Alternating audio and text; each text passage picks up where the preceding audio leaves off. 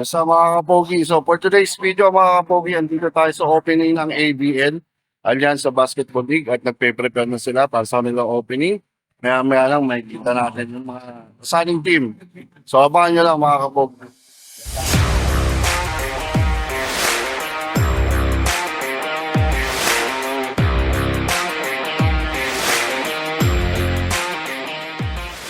Ayan, pinakikilala ko sa inyo ang may pakanan ng ABL, Allianza Basketball League. Ito si Sir Jello Abuan. Magandang hapon, sir.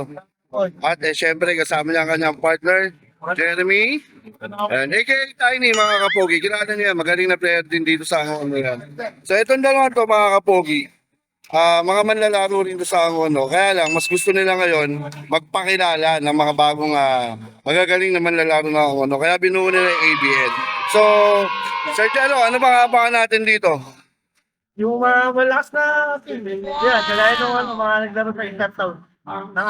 Kasali sila rito.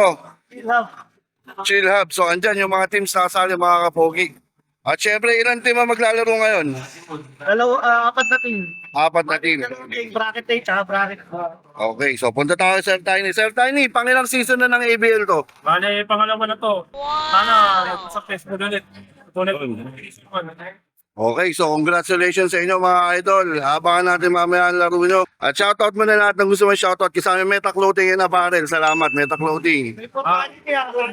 Before quality, yung sponsor namin na isa sa Ligsaw. Nandito ngayon.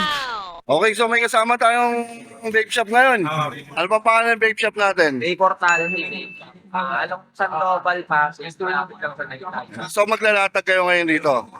Okay, so maraming salamat. Sila po yung sponsor ng ABL ngayon.